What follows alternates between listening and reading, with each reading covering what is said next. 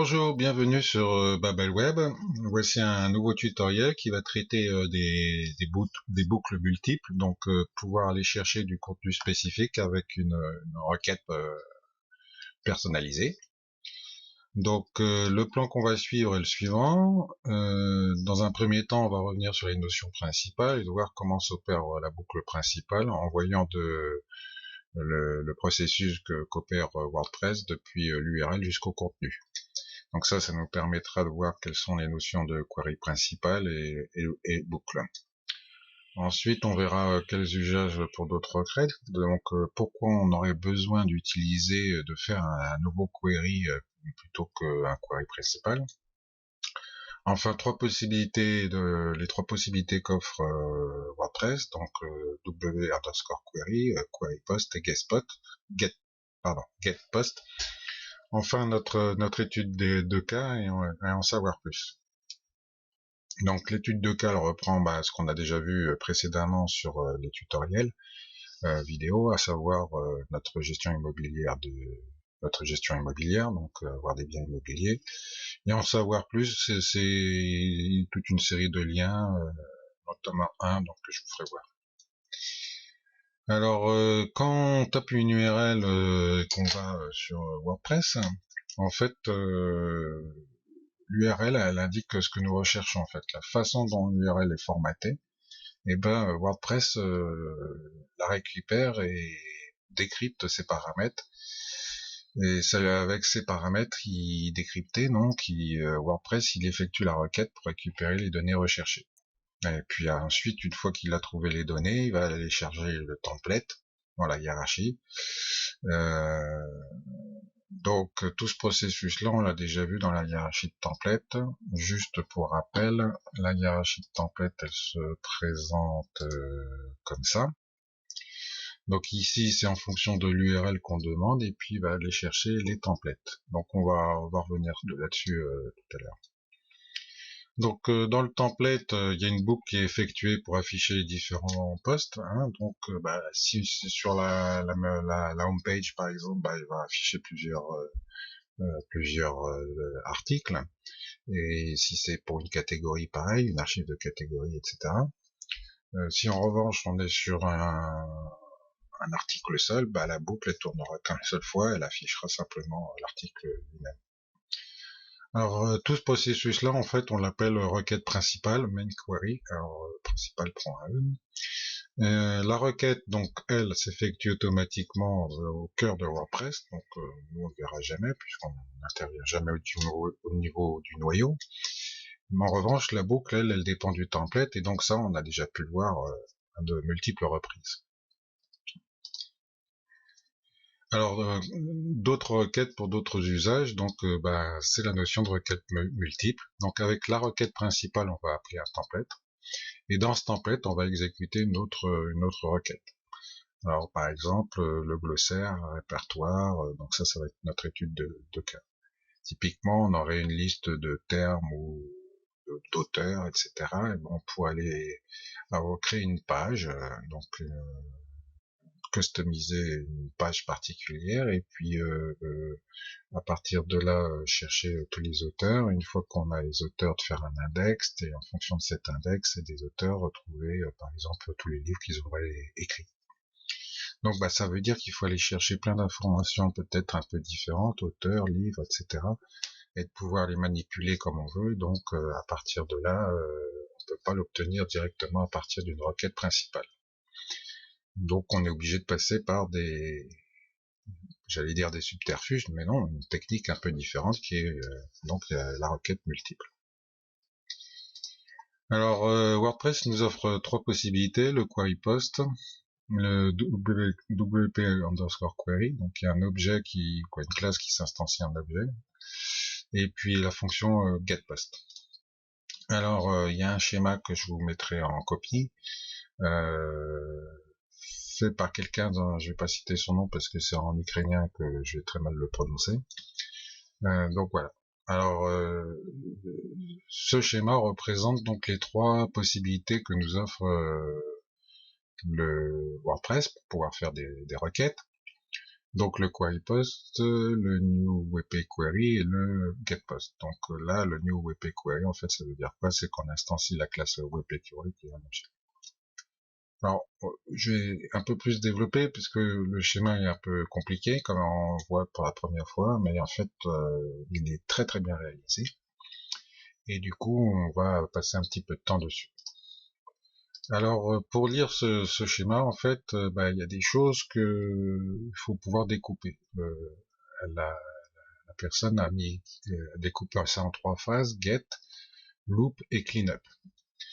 Donc en fait, dans le get, c'est le fait de récupérer les données. On voit qu'ici on arrive sur le tableau de données. Et en fait, il y a 2 étapes importantes pour nous en tant que développeurs, qui va être tout simplement l'instruction qu'on va faire, qu'on va choisir, soit celle-là, soit celle-là, soit celle-là. Et puis tout ça, c'est des choses qui vont s'opérer de manière sous-jacente. Et nous, on va arriver à avoir comme un résultat de l'instruction un tableau contenant les postes. Donc en fait, dans cette dans ce schéma-là, tout n'est pas à faire dans notre code. On va voir que ça se simplifie beaucoup plus que ça. En revanche, elle explique, ce schéma explique tout le cheminement et ça explique pourquoi on doit utiliser certaines fonctions plutôt que d'autres. Donc ça, c'est la première étape, la récupération de données. Ensuite, une fois qu'on les a, on va les exploiter. Donc on va faire une boucle. Et à l'intérieur de cette boucle, qu'est-ce qu'on va faire? On va utiliser des templates tags. Donc, soit on utilise la variable $post, qui est une variable globale qu'on retrouve dans WordPress. Mais en fait, l'intérêt aussi de passer par cette variable globale, c'est que quand elle est bien initialisée avec le post qu'on est en train de lire, on peut utiliser les templates tags, à savoir the ID, the content, the permalink, etc., etc. Donc du coup, on n'a pas grand chose à faire une fois que tout ça est bien en place. Donc une fois qu'on a fini notre boucle, on est en sortie de boucle. Et là, qu'est-ce qu'on fait? On remet toutes les choses bien d'équerre parce que vous voyez qu'on est sur des requêtes multiples. Et donc une fois qu'on sort de notre requête secondaire, on met tout bien clean pour faire en sorte que la requête principale ne soit pas perdue. Et donc pour ce faire, il y a deux instructions qui s'appellent le reset query et le reset path data. Donc on verra ça plus en profondeur tout à l'heure. Alors le WP query, donc c'est une classe définie dans include query.php qui traite de tout ce qui est la demande d'un post, d'accord, d'une page. Alors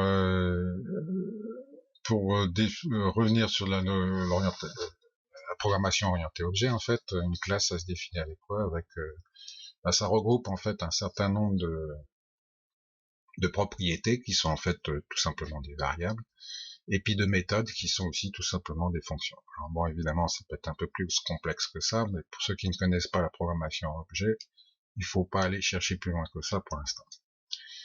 Donc ensuite, cette classe elle va fournir la variable de l'objet WP underscore query, qui définit en fait tous les paramètres et un certain nombre aussi de méthodes pour pouvoir utiliser ces paramètres. Puis le WP Query détermine quel type de requête il a à faire, et enfin il récupère les données. Donc il conserve beaucoup d'informations sur la requête qui peuvent être utilisées plus tard. Donc en fait le WP underscore query est très important, et on va voir en fait que si on revient sur le schéma précédent, le schéma général, hop, excusez-moi, tac tac tac, oui celui-ci. Donc là on voit qu'en fait le getPost et le queryPost vont instancier un objet de la classe WP underscore query. Donc je vais revenir ça un peu tout à l'heure. Donc le WP underscore query, l'objet, lui il va utiliser une de ces méthodes qui s'appelle le query, puis ensuite le getPost qui va nous fournir en fait en retour en résultat, donc un tableau de post. Alors vous voyez ici qu'on a un getPost qu'il faut pas confondre avec la fonction qui s'écrit de la même façon ici. Et le schéma elle précise que ici ce getPost là c'est une méthode de la classe WP-Query. Donc WP-Query est une classe qui contient une méthode qui s'appelle getPost, d'accord. Donc il faut pas la confondre avec celle-ci, c'est pas tout à fait la même chose. Donc une fois qu'on a fait la récupération de ça, on peut faire une boucle. Du coup, on peut faire the post, qui va permettre d'instancier la variable globale $post. Et puis, une fois qu'on est ressorti de tout ça, de notre boucle, on va faire en sorte que ces variables globales soient bien réinterprétées avec le post qui était traité dans la requête principale. Ici, j'ai sauté le setup post data parce qu'en fait, sur cette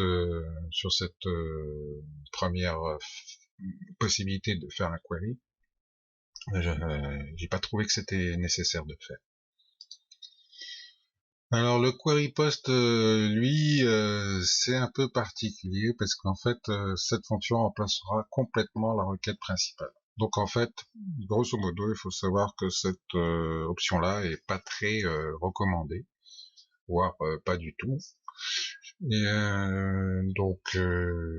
voilà. Donc si en fait ça pose quel problème, c'est que on va modifier la requête principale. Alors plutôt que de passer par ce query post directement, en fait, il y a d'autres alternatives pour modifier, personnaliser, altérer la requête principale, et notamment en passant par des hooks d'actions. Donc c'est ce que j'appelle ici les actions, telles que par exemple le pre-get-post qui permet de définir un certain nombre de choses. Alors ça, on peut le combiner aussi avec le tag conditionnel qui est de savoir si c'est une requête principale.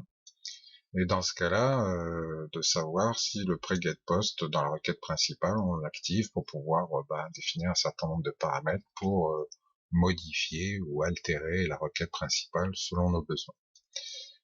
Alors ça, c'est vrai que c'est important en termes de développement, par exemple, d'un thème ou d'un plugin, mais si le plugin ne s'intéresse uniquement qu'à la partie administrative de WordPress, dans la partie administrative, on fait pas de boucle principale.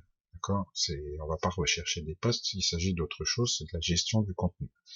Donc du coup, cette fois-ci, on peut l'utiliser. Bon, dans tous les cas, je préfère faire autrement et d'utiliser l'une ou l'autre des deux méthodes que je présente par rapport à cette problématique-là qui est le query post. Alors le query post, vous voyez dans le schéma, le code couleur c'est rouge et je pense que c'est pas fait pour rien, c'est pas fait pour faire joli, mais bien pour indiquer qu'il faut plutôt éviter et que le schéma précise que c'est en fait uniquement utilisé pour les boucles principales, donc les requêtes principales. Bon, on va quand même étudier la chose pour pas mourir idiot. Donc ici, le query post, qu'est-ce qu'il fait? Il va instancier de manière sous-jacente un objet d'une classe qui s'appelle WQuery, et là, il va modifier la variable globale WP query. Alors, cette variable-là, cette globale, en fait, qui porte bien le nom de savoir qu'on la retrouve un peu partout, elle est utilisée en fait dans le petit plugin qu'on a déjà vu, qui nous permet de voir quel template est utilisé. On peut aller voir aussi le query, et en fait ce query est contenu dans cette variable là, et ça nous permet de voir ça. Donc une fois que cette variable globale est instanciée et initialisée, et du coup on fait le même cheminement pour tomber sur notre tableau de poste. Donc cette fois-ci on a un résultat. Et puis après, on suit effectivement un cheminement qui est celui-ci. Donc en fait, il va appeler une fonction post qui lui-même va appeler la méthode qui est contenue dans cette classe, donc the post. Et cette fois-ci, on va faire un setup post data. Pourquoi? C'est pour faire en sorte que la variable globale post qui était initialisée avec la requête principale soit initialisée cette fois-ci avec la requête secondaire.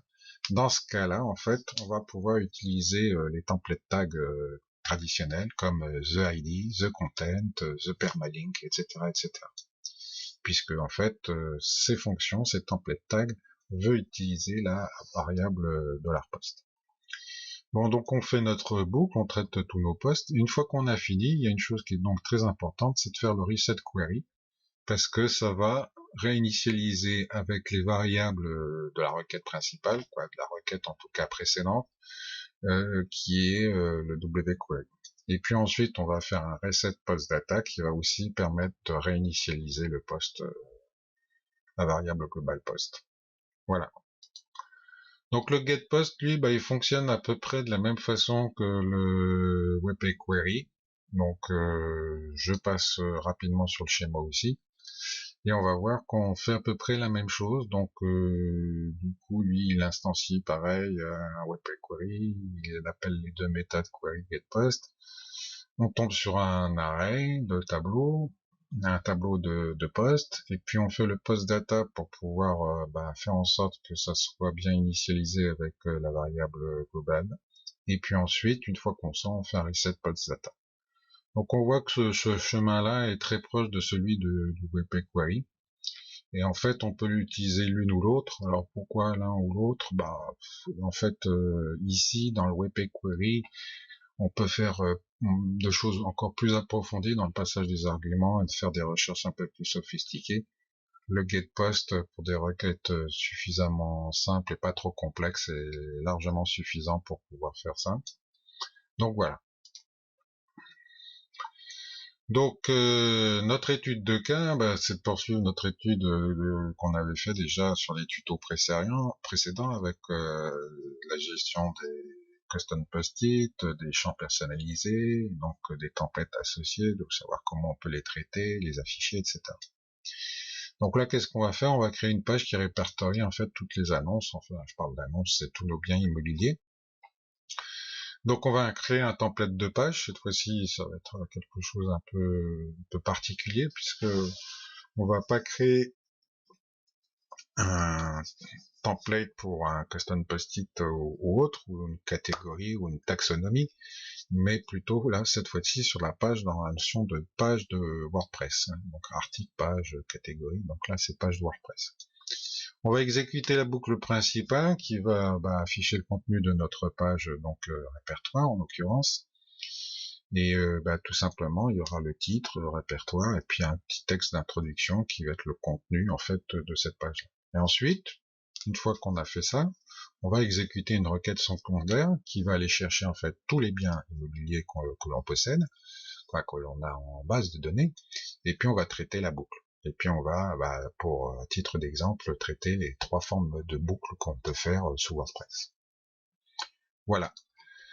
Donc ensuite, le dernier point, c'est que, donc c'est pour en savoir plus, c'est toutes les références sur le code. Donc il y a beaucoup de codex ici, mais il y a un site qui s'appelle generatewp.com qui nous permet en fait d'utiliser de personnaliser, de formaliser, de initialiser les arguments pour le WP Query. Donc on verra ça un peu plus tard, mais en fonction des différentes catégories qu'on veut mettre, par exemple ici si je veux aller chercher une catégorie qui s'appelle fleurs, et qu'est-ce que je vais faire? Je vais faire un update du code et automatiquement je vais pouvoir voir ce code là, et ce code là je peux le récupérer et le copier dans mes templates ou là où je veux. Si je veux définir un ordre ascendant par exemple, par le titre, et je fais update, et puis cette fois-ci j'ai ce code qui se génère automatiquement, donc c'est bien pratique. Voilà. Donc vous y jetterez un coup d'œil quand vous en aurez le temps. Voilà, vous aurez tous ces liens-là en fait, ainsi que le schéma. D'ailleurs, c'est ici le schéma. Voilà, le site dont je vous parlais, et vous retrouvez le schéma qui sera ici. Et donc vous pouvez le récupérer, l'étudier comme il faut, avec le temps nécessaire. Donc voici l'exemple notre étude de cas qu'on va faire. Donc je vous présente le résultat et puis on va voir comment on arrive à ce résultat-là.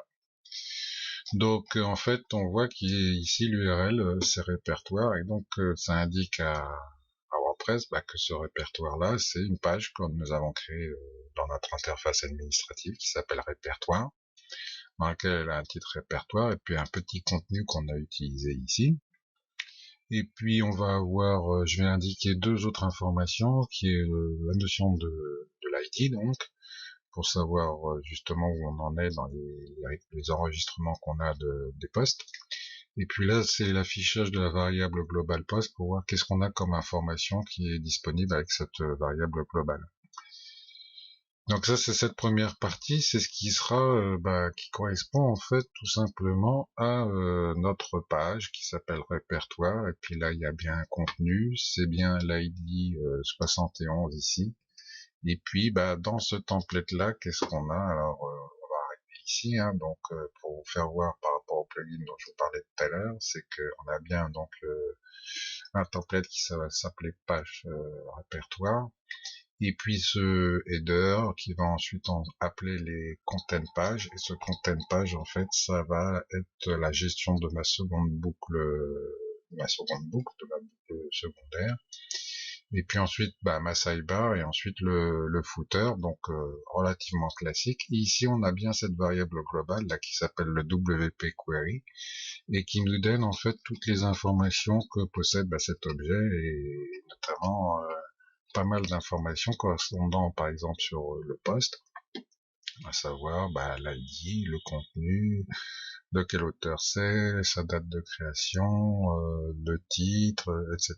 Et puis ici l'URL, mais qui n'a pas été remanié de manière user-friendly, donc avec les permaliens. Donc ok, ça c'est une première étape. Donc pour nous, ce qui nous intéresse dans cette première étape, c'est de créer un template de page qu'on va retrouver ici. Donc on n'utilise pas le modèle par défaut, etc. Donc si j'en viens à ma hiérarchie de template, alors ici on va être donc sur une page singulière, à savoir est-ce que c'est un post, une page, donc c'est une page, template de page, et puis je veux personnaliser un template de page, donc ça va être le nom de ma personnalisation .php qui va utiliser ici. Donc moi ce que j'ai besoin c'est de créer un fichier qui s'appelle quelque chose.php, et ce quelque chose.php va être initialisé d'une certaine manière. Alors donc moi qu'est-ce que j'ai mis ici, c'est page-répertoire. Et pour pouvoir créer un template de page, en fait, il y a toujours, comme on a pu voir précédemment, le bloc commentaire qui est très important et qui va définir ici que je suis sur un nom de template, donc un template de page, et que ici je vais lui donner son nom, template répertoire, et puis une description. Et en fait, c'est ce qu'on va voir ici, template répertoire. Si je changeais le nom ici, que je faisais tout simplement par exemple plutôt modèle répertoire, que je sauvegarde évidemment. Si je reviens ici, que je fais un rafraîchissement, on verra que tout simplement on passe à modèle répertoire. Donc on voit bien que ici c'est très important de mettre à jour ce petit commentaire. Pareil, les deux points, on est en système anglo-saxon, donc ils sont importants, il ne doit pas y avoir d'espace, ou sinon il ne sera pas reconnu. Et donc voilà. Alors de quoi est composé ce template? Voilà, c'est un template vraiment basique, d'accord. Je vais chercher mon header. Plus loin, tout en bas, là, je vais chercher mon sidebar, mon footer. Et puis au milieu, qu'est-ce que je fais? Je fais une boucle. Donc dans la boucle, c'est quoi? Alors est-ce que j'ai des postes? Oui, tant que j'ai des postes, tu vas me chercher le poste. Donc on voit que ça, c'était les instructions qu'on avait vues, the post, la fonction qu'on avait vue dans notre schéma.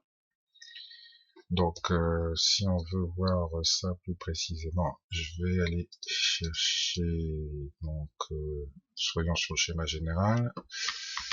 Donc là, ça sera cette fonction ici, the post, d'accord. On verra que selon dans quel endroit on est, ça sera the post ici, ou the post là, qui lui-même, ce post là, ira chercher la méthode the post de wQuery, d'accord. Donc là on est donc sur la boucle principale, c'est quelque chose de très très classique. Donc qu'est-ce qu'on fait là? J'ai créé deux entités, quoi. deux sections, une section header et une div. Donc là, c'est mon en-tête de page où je lui indique le titre, d'accord, le contenu, d'accord, et puis ici, je lui indique l'ID, et là, je fais le printer de $post, donc de cette variable globale. Donc on voit que mon en-tête de page va correspondre donc à ce que je vais trouver ici, donc le titre, le contenu, et puis mon ID. D'accord? Et ça, je vais être dans le bloc header. Alors, si je viens ici, mon bloc header, c'est celui qui est là par les pointillés. Donc, je retrouve bien mon titre, le contenu, mon ID, et puis là, l'affichage de mon objet post. Alors, w_post. En règle générale, il vaut mieux aller voir sur le code source, parce que là, en fait, on voit que c'est beaucoup plus lisible. Et donc, on voit que l'objet wPost, donc ma variable globale qui s'appelle $post, est un objet et dont les propriétés sont les suivantes. Alors pourquoi je montre ça, c'est que si je veux utiliser simplement les propriétés, par exemple si je veux récupérer l'ID, je ferai un post flèche, $post flèche, et puis ID, ou post author, ou post title, etc. Ce qu'on voit ici, par exemple, c'est qu'on a l'URL, mais c'est pas le permalien. Donc en fait, la fonction ThePermalink va elle-même construire comme il faut le lien, le permalien qu'il faut. Donc tout ça pour dire in fine que ça peut être très utile, cet objet évidemment, mais que dans la variété des fonctions qu'on a l'habitude d'utiliser, va nous permettre d'aller beaucoup plus vite que si on passe par l'objet $post. D'où l'intérêt de synchroniser donc cette variable-là et les différentes variables sous-jacentes pour faire en sorte que les templates tags de type TheID, TheContent, ThePermalink fonctionnent avec le post sur lequel on est en train d'exécuter notre boucle. Donc si je reviens à mon code source, c'est cette partie-là, tout simplement. D'accord? Donc on retrouve bien the title, the content, the ID, mon printer $post. D'accord? Donc si je supprime ça, je sauvegarde, je reviens là-dessus, je fais F5, et effectivement on voit bien que cette fois-ci j'ai tout simplement mon répertoire, mon title, mon content et mon ID. Donc là je suis bien sur un ID 71, donc ça je vais le virer, qui correspond bien à cet ID là. Très bien.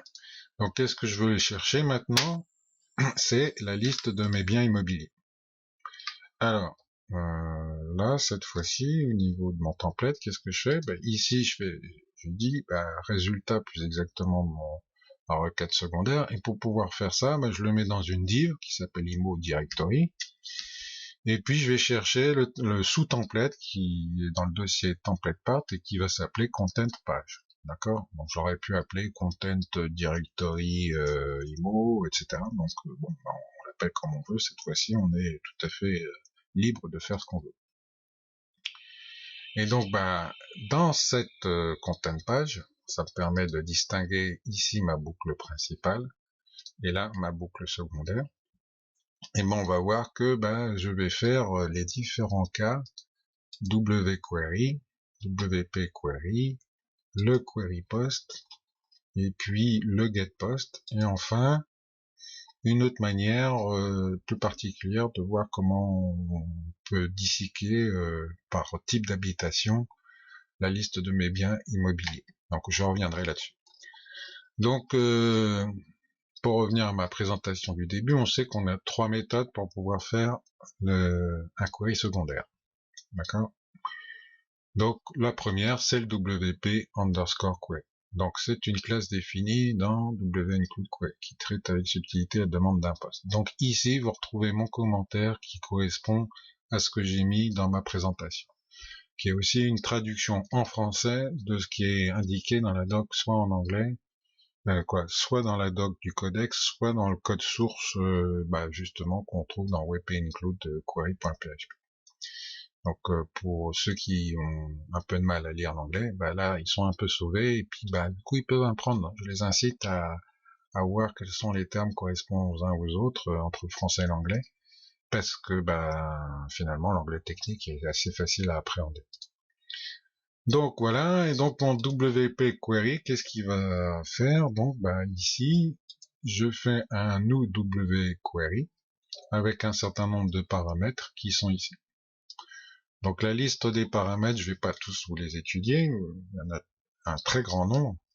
Vous avez un lien que vous aurez dans l'article sur mon site web, et vous pourrez les étudier en fonction de votre besoin. Alors ben moi, tout simplement, qu'est-ce que je veux? Je veux tous les articles publiés, le post-it qui correspond simplement à mes types IMO. Je veux pas avoir de limitation de nombre de posts par page, je veux tous les avoir. Et puis je veux les trier par rapport à un champ personnalisé qui s'appelle lieu. Et puis je vais pouvoir ordonner selon le résultat le contenu de cette métadonnée, à savoir bah, l'adresse, et donc de pouvoir faire un tri décroissant sur les adresses. Donc partir du A vers jusqu'au Z. Alors une fois qu'on a passé cet argument-là, je récupère une variable qui s'appelle $dir. Et cette fois-ci, ce $dir, qu'est-ce qu'il va faire? Bah, il fait comme la boucle principale, d'accord? La boucle principale, si je reviens sur mon code précédent, qu'est-ce que c'est? C'est est-ce qu'il a un poste? Et tant qu'il a des postes, ramène-moi le poste, d'accord? Et ben là, c'est exactement la même chose. Est-ce qu'il a des postes? Tant qu'il a des postes, ramène-moi le poste. Sauf que cette fois-ci, on a instancié un objet, on a instancié une classe en un objet qui va s'appeler $dir. Et c'est ce $dir que je vais utiliser avec les méthodes qui sont havepOst et puis thePost. Alors ici, j'ai fait un petit jeu d'instructions particulières pour pouvoir mettre mon tableau, puisque en fonction des résultats, bah, je vais mettre ça dans mes TRTD, d'accord? Et donc il faut que j'ai en tête de mon tableau avant. Ceci expliquant qu'il y ait du code entre le if et le while. Bon, très bien. Et du coup, ben là, je reprends le lieu. Donc, je renvoie au cours sur les champs personnalisés, hein, avec les ACF. On a vu ça, comment on peut récupérer. Et en fait, ce map-là, ça va être un tableau dans lequel j'ai une adresse. Donc là, qu'est-ce que je vous indique? Si on regarde le résultat final, en fait, il y aura 5 colonnes dont les en-têtes sont le post title et le get post title. Et en fait, ça a été vous faire voir comment on peut utiliser aussi bien la variable post, d'accord, qui est la variable globale qu'on a vue tout à l'heure, et qui avait une propriété qui s'appelle post title, et puis la fonction get the title. D'ailleurs, j'aurais pu ne pas faire l'écho, mais simplement faire the title, c'est-à-dire comme ça. CTRL S, et si je me suis pas trompé, ça devrait être bon. Et donc, on va voir le résultat ici, c'est que le post title ici, ça correspond à ma variable globale. Get the title, en fait, ça correspond à mon the title tel que je l'ai mis tout à l'heure. L'ID, l'adresse et la surface. Et donc, on voit bien qu'il va me chercher mes 3 maisons que j'ai, en fait, ici. Vous voyez que j'ai pas triché, j'ai bien que 3 maisons, 3 biens immobiliers, puisque j'ai 2 maisons et un appartement à afficher. Donc, je peux aller chercher l'information de 2 manières différentes, soit en passant par la variable post, soit en passant par les templates tags. On va voir que l'avantage des templates tags, c'est que elles formatent un certain nombre de choses. On peut faire on peut leur passer des variables, des paramètres, et donc des arguments, et donc en fonction de ça, bien personnaliser la sortie telle qu'on a envie de la voir. Et je préconise plutôt l'utilisation des templates tag plutôt que de faire des impressions, des affichages directement à partir des propriétés d'un objet.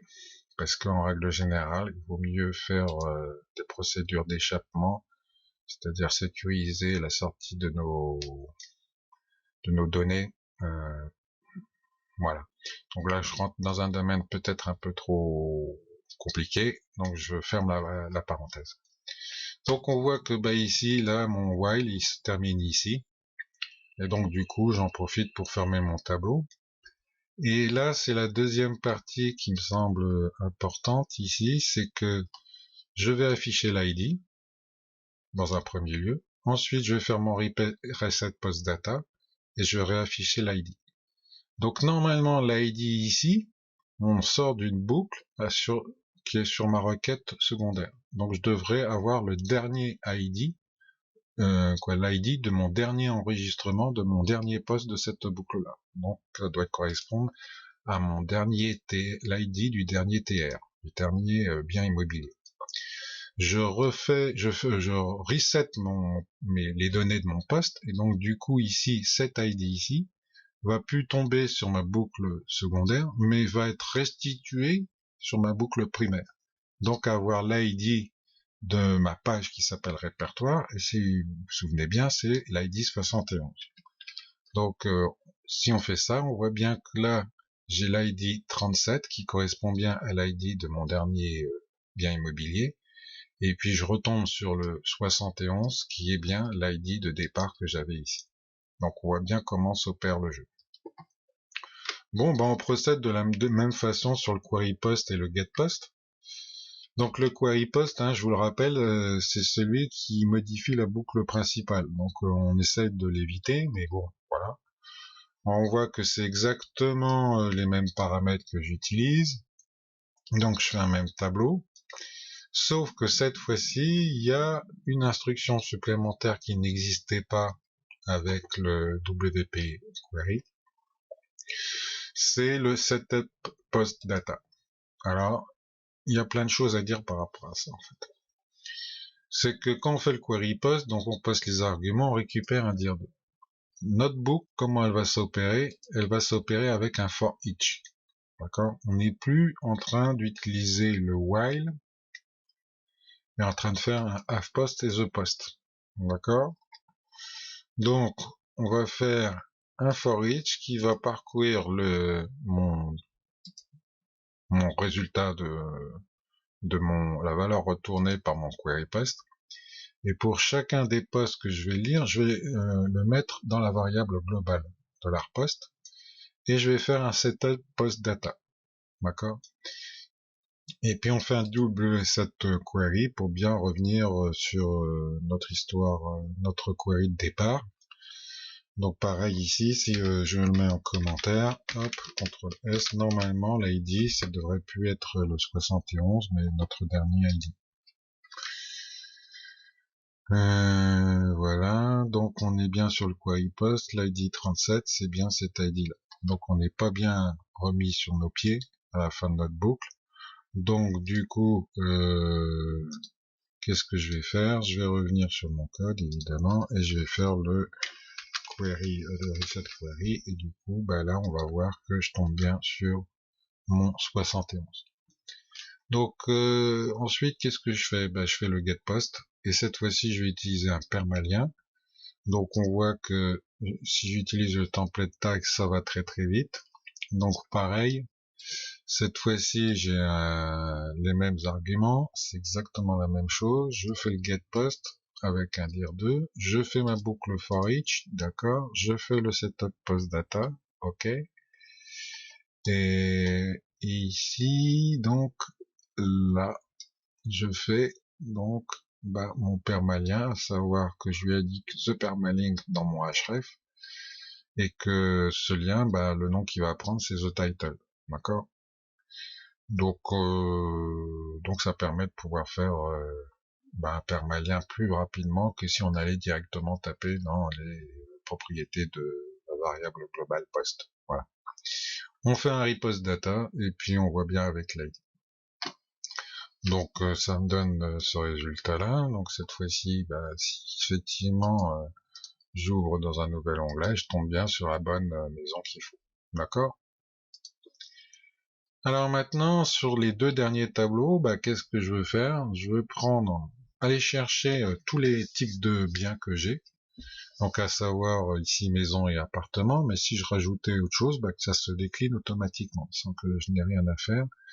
Si j'avais, je ne sais pas moi, cabane en bois ou mobil-home, ça pourrait se mettre automatiquement ici à faire le répertoire, compléter le répertoire automatiquement.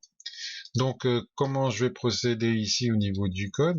Je vais aller chercher donc les termes qui correspondent à ma taxonomie de type IMO. Donc ça pareil, je renvoie au tuto préalable pour voir comment on a customisé des taxonomies. Donc je vais le trier par le nom et puis faire un order décroissant, donc de A jusqu'à Z. Et puis là, je vais récupérer tous les termes qui sont correspondants à cette taxonomie. Et donc, du coup, j'aurai appartement et maison.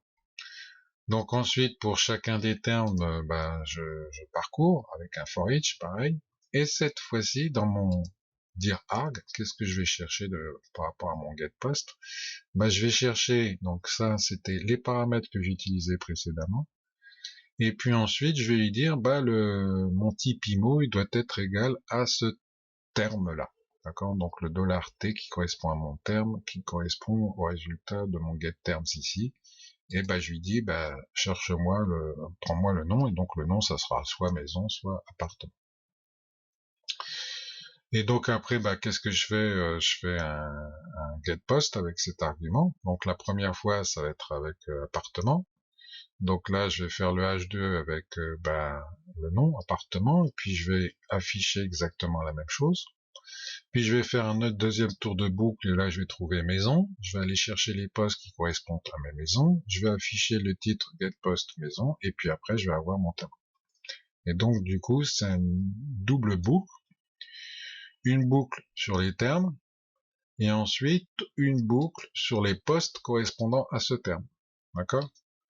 Donc du coup, ça va me faire ça, c'est que je vais avoir cette fois-ci maison et puis ensuite appartement. Alors oui, effectivement, j'ai dit que c'était dans cet ordre-là. Tout simplement, si j'inverse dans l'autre sens, si je fais par exemple tout simplement croissant ici, hop, qu'est-ce que je vais avoir là? Je vais d'abord avoir les appartements et ensuite les maisons. Donc vous voyez que si je rajoutais encore quelque chose, un autre type de taxonomie, soyons fous, allons-y. Alors du coup, immobilier, type d'immobilier, je vais rajouter par exemple mobil-home. D'accord. Donc là, mobil-home. D'accord. Alors je suis pas sûr de l'orthographe, mais bon, on va faire ça de manière et du coup, si je fais F5, il m'affiche rien. Pourquoi? Donc pour que je vois apparaître les mobil-homes, à savoir donc une taxonomie qui n'a pas d'article ou de poste associé, et ici il faut que dans mes arguments de recherche, les hide empty, donc le cacher, enlever tous ceux qui n'ont pas de poste associé, le mettre à fausse parce que par défaut il est à vrai. Donc cette fois-ci je vais bien avoir tous les termes qui correspondent à ma taxonomie type IMO, et donc je vais bien avoir ici le résultat comme quoi je n'ai rien dans mon mobil-home, mais vous voyez que je peux rajouter autant de choses qu'il faut, et que ça qu'il faut ici au niveau soit de mes types immobiliers, soit ensuite dans mes immobiliers, que si je mets par exemple ma maison ici, et que je la change en mobil-home, tout va s'adapter automatiquement, et ça va se créer ici de manière transparente. Et donc mon répertoire sera toujours à jour avec toutes les biens immobiliers qui correspondent. D'accord? Donc vous voyez que ça peut être puissant et qu'on peut faire vraiment plein de choses bien spécifiques. Enfin voilà, un peu un petit tour d'horizon sur les requêtes secondaires à l'intérieur d'un template. Donc pour résumer, nous avons vu que sur notre exemple, pour pouvoir créer un template de page, il suffit de créer simplement un template et l'instancier, mettre en début de fichier un commentaire avec les mots-clés template name, ne pas oublier que les deux points sont collés, puis ensuite définir le nom, ensuite prévoir notre boucle principale de manière très basique, et ensuite devoir un sous-template pour que ce soit plus lisible, avec l'une des trois méthodes. Alors je dis trois méthodes, mais en fait je devrais dire deux méthodes. Donc notre WP underscore query, d'accord. Donc si vous suivez ce code, vous pourrez faire ce que vous voulez. Et puis ensuite le getPost, donc celui-ci, avec des choses peut-être un peu plus sophistiquées dans le cas du deuxième exemple, en partant cette fois-ci sur les termes d'une taxonomie, et puis de rechercher les postes en fonction des termes de cette taxonomie. Voilà. Ce qui était important aussi de voir, c'était que tout s'orientait autour de l'objet new WP underscore query, que cet objet avait un certain nombre de fonctions qui instanciaient, initialisaient grosso modo deux variables globales qui sont très importantes, le WP underscore query et le $post, d'accord. Que ça permet de faire en sorte que nos template tags fonctionnent correctement et affichent les bonnes informations aux bons endroits. Que pour pouvoir faire cette synchronisation entre la requête principale et la requête secondaire, on utilise une fonction qui s'appelle WP reset, qui s'appelle WP, vous voyez, j'ai même un petit trou, setup, qui s'appelle setup post data, et qu'ensuite on avait deux fonctions selon le cas dans lequel on était, qui était le WP reset post data. Donc sur les exemples que j'ai donnés, sur les fonctions qu'on préconise d'utiliser, ça sera celle-là. Si vous utilisez le query post, ça sera le WP reset query. Voilà. Et à partir de là, vous pouvez faire tout ce que vous voulez sur les requêtes secondaires, ce qui vous offre cette fois-ci une puissance de feu extraordinaire pour pouvoir faire remplir le contenu de vos pages. Et vous êtes extrêmement ouvert à toute forme de proposition, de présentation de contenu. Voilà, bon j'espère que ce tuto vous aura plu et que je vais bientôt vous rejoindre sur la chaîne YouTube de Babelweb Tutoriel. N'hésitez pas à faire des commentaires et aller sur le site web pour pouvoir récupérer les codes sources et visiter les liens que je vous aurai mis en annexe. Voilà, je vous remercie et à bientôt.